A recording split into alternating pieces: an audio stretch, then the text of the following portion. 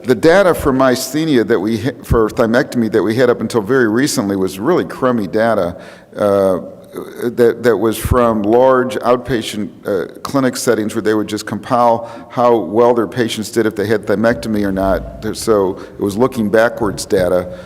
And when you, one of the, well, actually, to say the word crummy is not fair to these docs that did it, because they did really take heroic attempts to try to get all this information out of the old paper charts in the 50s, 60s, and 70s and 80s. And so this is one in the 70s from Mass General where they, looked at numbers of patients who had thymectomy and numbers that didn't, and it did seem that the ones that got thymectomy did seem to do a little better. And Dr. Gronseth and I, before we came to KU, looked at all the papers like Dr. Perlow's, and we put them, we wrote what was called a practice parameter, and we said there's a lot of this data out there, like the Perlow paper, that suggests that thymectomy may benefit, but you don't have any really data to confirm it, and what you need is a randomized controlled trial. And so we suggested that such a trial be initiated, and right about that time, Dr. Newsom Davis in England was thinking about finally trying to get a randomized controlled thymectomy trial done. And it's now done and completed and published, and it's a positive trial, so it's really, really important.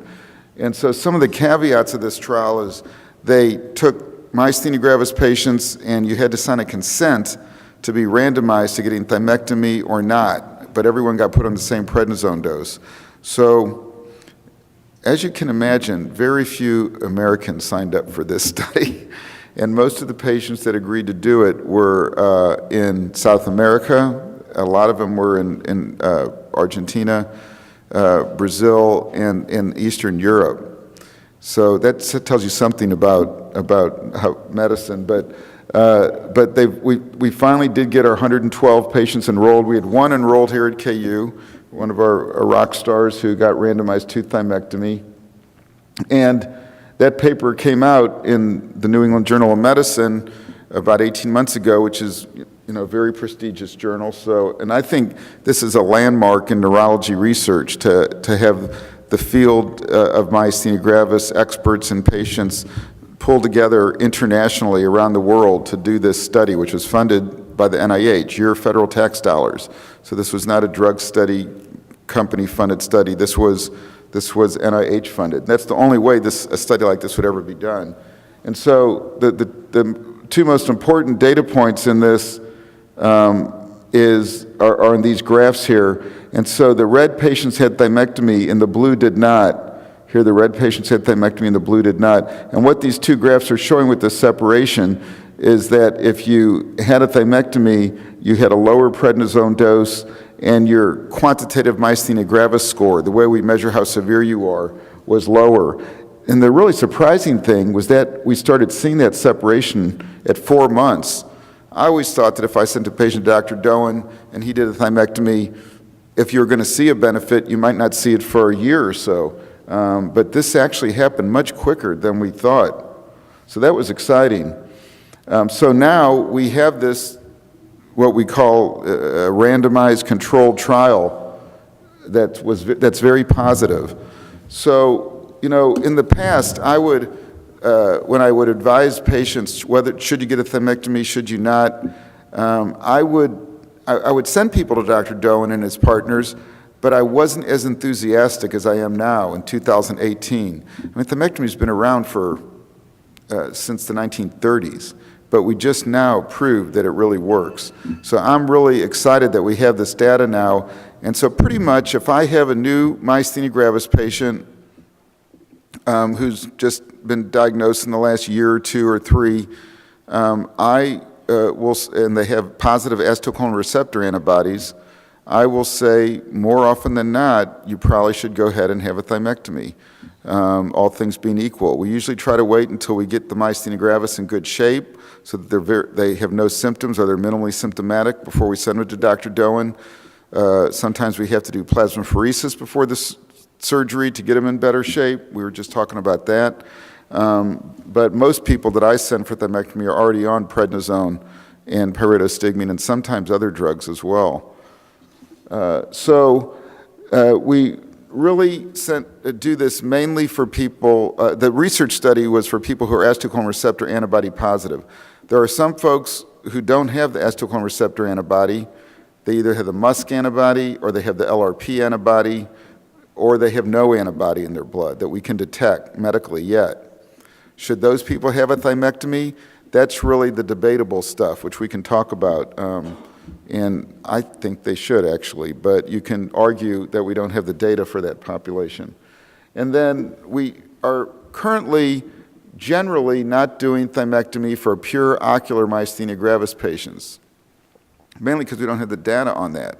But would it help a pure ocular myasthenia gravis patient? Maybe. And so I know I had one, since the research study was published, he came in to see me, and he's been struggling with prednisone on and off it and other drugs. And he said, what about a thymectomy for me? And I said, I don't know. No one sends ocular myasthenia gravis patients for a thymectomy. He said, but I think I want to do it.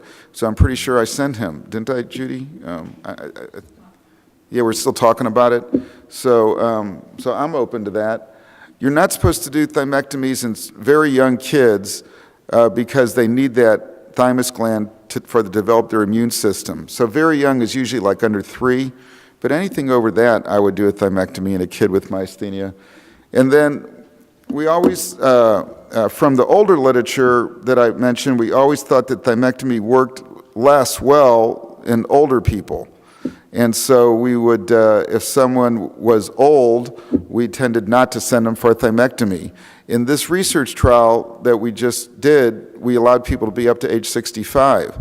So the question is, how old is old? And I've decided that it depends on how old the treating neurologist is. So we really don't know. I'd probably do it. We could ask Dr. Daon his approach to that, but I would probably do it in anybody at this point, no matter what age they are.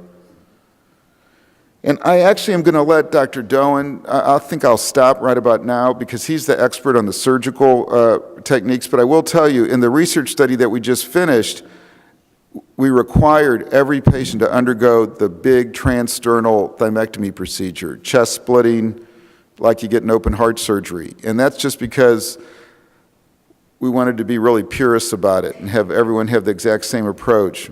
But now, in 2018, we rarely do those, and almost everyone is robotics, which Dr. Daon's a specialist in, or VATS, and no one's ever going to do that study comparing one or the other at this point. And I don't think it needs to be done.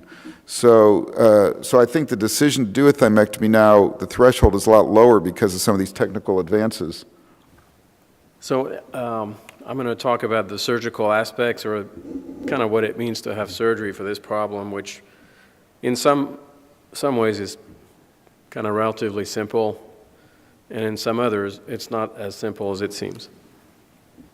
So there's different ways to do this. The old-fashioned way was to quote-unquote crack the chest open, which I hate that term, but I hear that a lot. And well, no, it's really not accurate. We carefully open it and then carefully close it. And we do this almost 1,000 times a year for heart surgery, for example, and people do very well with it.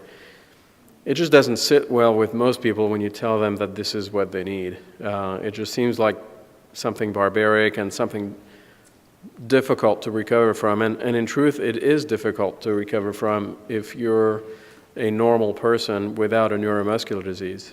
It takes about 2 to 3 months to really get over it, and probably up to 6 months to not think about the fact that you had your sternum opened up at some point.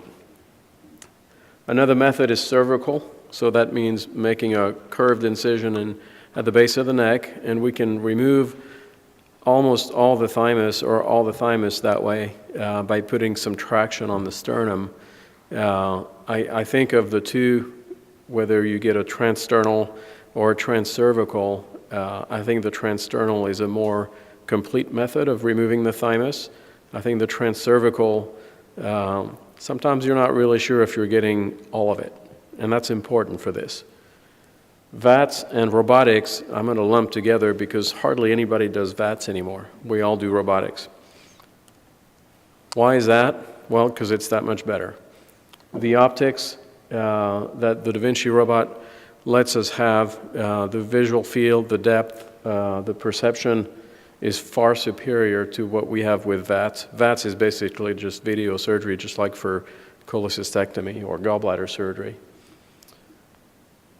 The instruments that we use with robotic surgery are much like our hands. There's actually more degrees of freedom in terms of movement and what we can do inside the chest compared to our own hands. And so it is a technique that really has kind of let us go inside the chest and have the same precision or even more precision than we do with open surgery.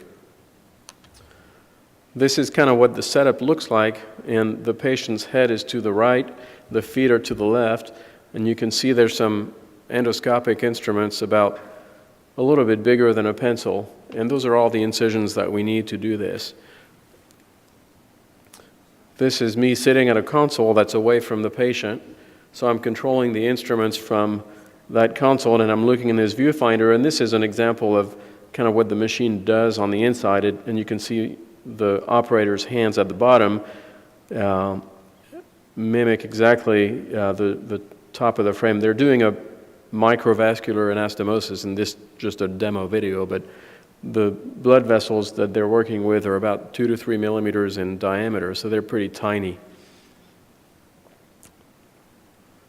So what does that mean? Well, it means that we can do a complete thymectomy without opening the sternum, that's the goal. This is what we want to do with those patients. We want to remove the entire thymus because we know that in a lot of those patients, even though the thymus gland involutes over time and turns to fat, there's some little islands of follicular hyperplasia that remain, and that's the source of the acetylcholine antibody production. So it's really important to get it all, basically, and the robotic approach allows us to do that very well. What's the downside, or what's the risk? So this is where it hangs in the balance, and this is why, and Dr. Barohn is no exception. I think we're seeing a trend nationally when I talk to colleagues around the country. You know, before, well, you could really benefit from a thymectomy, but they have to open your sternum. Well, the risk of respiratory failure or not breathing well after surgery is more significant if you've got a big gash down the front of your chest compared to 3 little holes. And respiratory failure is the complication that we fear the most in these patients. There's some other ones, and almost all of them are technical. An injury to the lung, or bleeding, or an injury to the phrenic nerve, which would be devastating in somebody with MG. And we can avoid those. We can actually avoid those easier with the robotic approach. So respiratory failure is kind of the bugaboo of this operation. How common is it? With the series of robotic thymectomy papers that have been published so far, it's less than 1%. You got to take that with a grain of salt. You know, less than 1% means you've selected your patients out fairly well so that they're in class 1 or 2, not class 4 crisis mode. So for the most part, robotics has been a really eye-opening experience, no pun intended, but it's letting us inside the chest without having to open it. I use the robot to do mitral valve repair surgery much more often than I do for thymectomy. And the beauty of it is thymectomy surgery is easy technically compared to an intracardiac procedure. So when I talk to these patients and they come and see me, it isn't very difficult for them to be convinced after they've had some education about it that this is really beneficial to them. And this is one of the few things, believe it or not, where I feel good about telling the patients, well, do I know for sure this is going to help? Not 100%. But the risk of the operation is so low that I think it makes sense for you to take that risk. And it is very personal on their end as far as what they want to do. But this is not like appendicitis where you got a hot appendix and you go pull it out and then the patient's cured. This is, we're going to remove your thymus, and there is a fair to good chance that you'll feel better some, although it ain't going to be tomorrow. It'll be 3 to 6 months later, maybe. But you'd be amazed at kind of the ray of hope these people feel because, they're just seeing the light at the end of the tunnel. So it's been a really cool process to watch evolve, and certainly I'm thankful to our neurology colleagues for referring those patients to us, because I think we make a real difference with that as a team. So the other thing I'll say is these patients are all, they all come and they've been battling this for months and months, and they want to hear that this is going to make them better tomorrow, but it's not.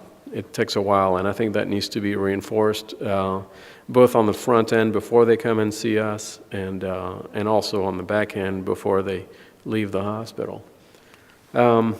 Typical hospital stay after robotic thymectomy is 1 night, sometimes 2, as long as there aren't any severe symptoms. Here's a picture of a thymus gland that was removed robotically. Here's a thymoma. These are not as common. Maybe 10% of the time I see someone with a thymoma. These patients have a better chance of getting symptomatic improvement after surgery, actually. Here's a picture of somebody with robotic incisions. This patient had actually a right-sided approach, which is a little bit unusual. We like the left side better because the left lobe of the thymus is a little bit larger, and so it's easier to deal with on that side. So the benefits of robotic thymectomy, it's minimally invasive, so people like that better.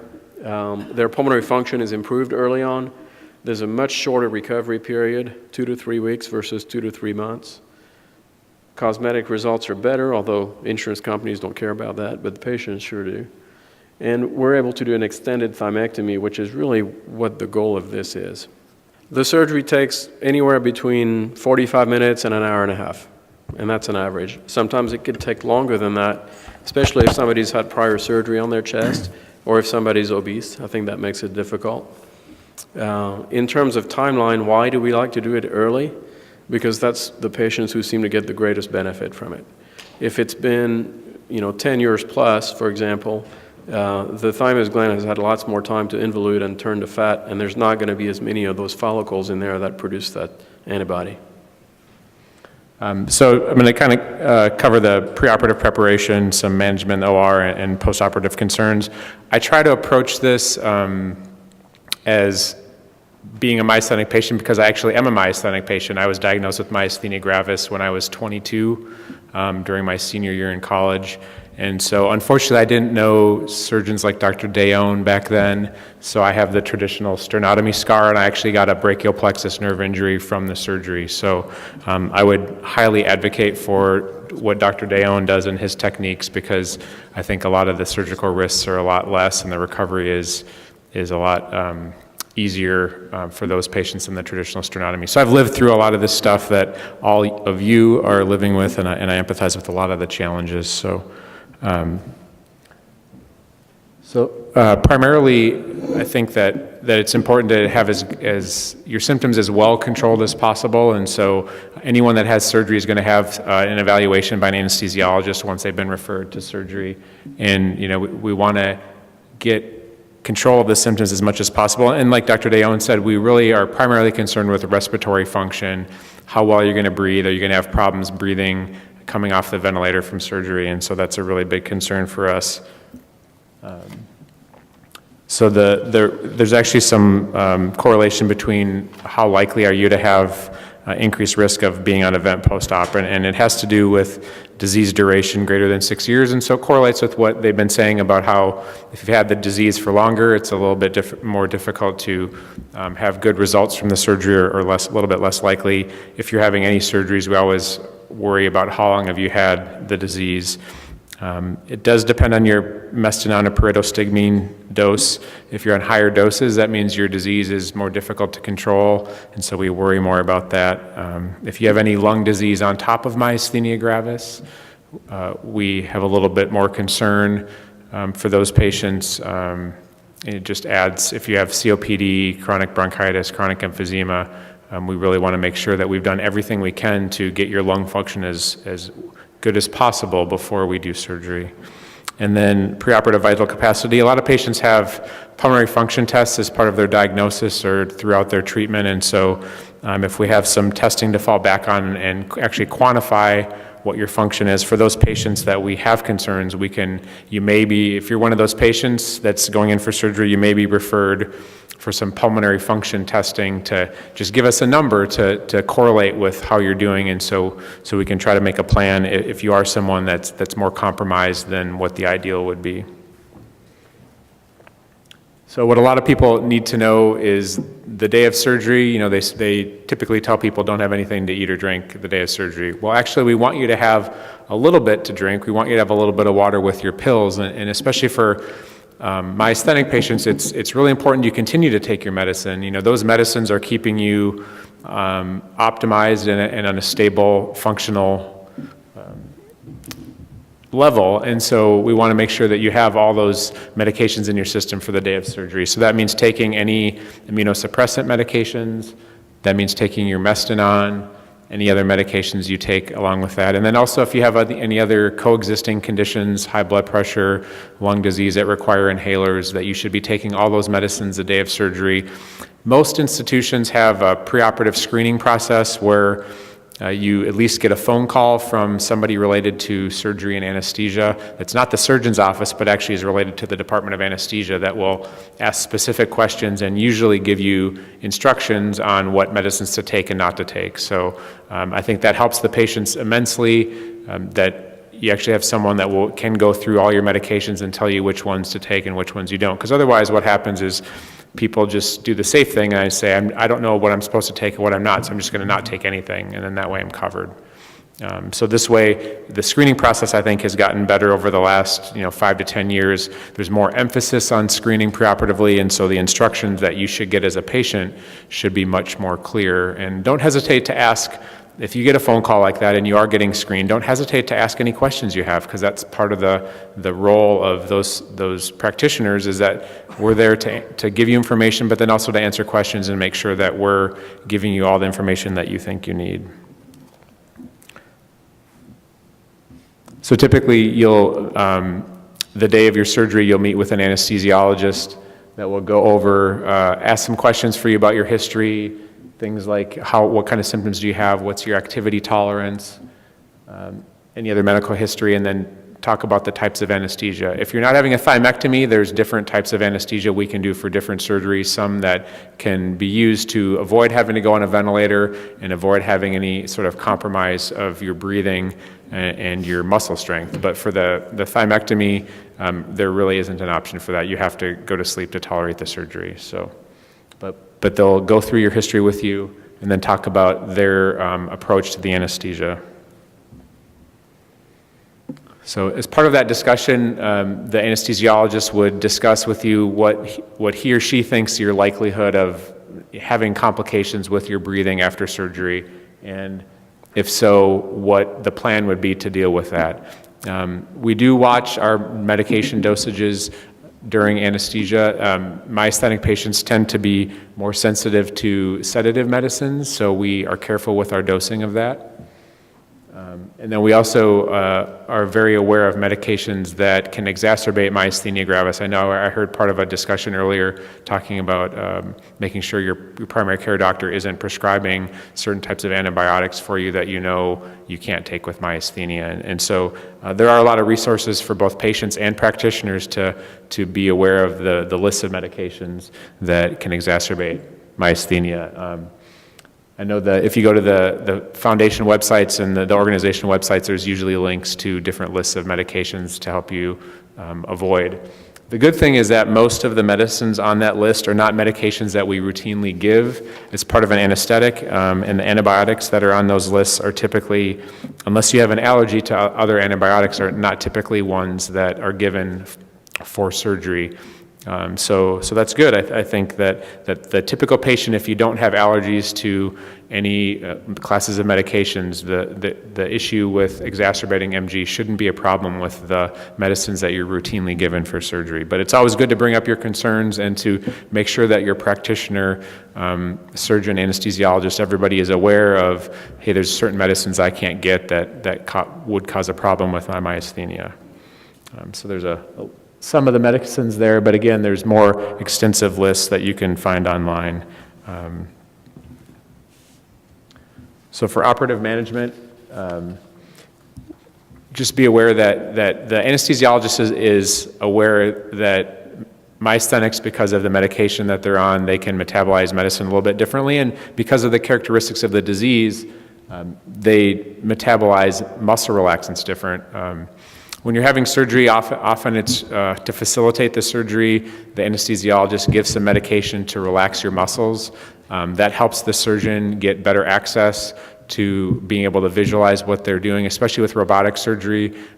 It helps to have a relaxed chest wall muscles, so it's easier to manipulate the instruments, and so we give medicines to help with that. And one of the medicines that we give, the myasthenic patients are pretty resistant to, but then the other type of muscle relaxant that we give, you're very sensitive to. So we are keenly aware of how those specific medications affect you, and make sure to dose, not only dose cautiously, but we have special monitors to monitor your return from those medications, so that we can ensure that when it's time to wake up, that your muscles are fully strong as they can be, and that weakness will hopefully not contribute to having any problems breathing after surgery. So postoperative concerns, like I said, that we monitor your strength and breathing very closely at the end of surgery. We have different tests that we can do to try to quantify how well you're breathing. As a patient, if you're waking up from anesthesia, you may be awake enough to realize that someone's asking you to squeeze your hand. You may have a very foggy recollection of having something in your mouth temporarily, or coughing. Most people are still asleep enough or unaware enough that most patients don't have any recollection of having anything in their mouth. But for a patient that would be that we'd have concern about whether they're strong enough, sometimes that means we leave that breathing tube in for an extra minute or two, just to really make sure that you're taking good breaths on your own, that you're not just coughing, and we try to make sure that once we take that tube out, that your strength is going to be strong enough to breathe on your own. So there are a small number of patients that may, after you ask them in recovery or when they wake up a little bit more, say, yeah, I remember having something in my mouth, or I remember coughing a little bit at the end, but it was pretty foggy and I wasn't really concerned about it. And most patients don't really have any recollection. But if you're someone that does, it's usually for a specific reason that we've been concerned, and we want to give you a little bit extra time to breathe on your own. So one of the biggest risks that we talk about, that both Dr. Daon and Dr. Barohn have talked about, is we are concerned with respiratory failure or breathing problems after surgery. And so that's why we monitor the strength so closely. If you're someone that at the end of surgery that you're not breathing well enough on your own, that the stress of surgery has caused you to be weaker than you were previously, some patients do end up being on a ventilator for a short time. If that does happen, patients are given sedative medicines, so there usually is not any or much recollection of anything happening. So if they do have to have you on a ventilator for a brief period of time after surgery, you're kept sleepy so that breathing tube doesn't bother you. And most patients, when they finally get the breathing tube out, don't really have any recollection of, or even awareness that hey, the tube was in a little bit longer, or they were on a ventilator for a while after surgery. But the goal is always to get the breathing tube out and get you off the ventilator as quickly as possible, hopefully at the end of surgery, but if not at the end of surgery, as quickly as possible and as safely as possible afterwards. So like I said earlier, the patients with myasthenia are sensitive to narcotics and other sedative medicines. So as a result, for pain control after surgery, we use a lot of non-narcotic medicines. And that's been a big movement in general for any patient. Especially for myasthenic patients, we use things like Tylenol and gabapentin and other medications that provide adequate pain control in combination with other medicines without having to give large doses of narcotics. And that's one great benefit for the technique that Dr. Daon uses, is that the postoperative pain isn't as significant because the incisions are small, and so the recovery is a lot smoother and the discomfort is a lot less. So I think that's really been a great development for all myasthenic patients having a thymectomy, is just the improvement of the technique has been helpful for the anesthesiologist, because we have patients that aren't having to deal with as much of a disturbing their breathing as much and having as much pain waking up with surgery. And so I think it really has benefited the patients.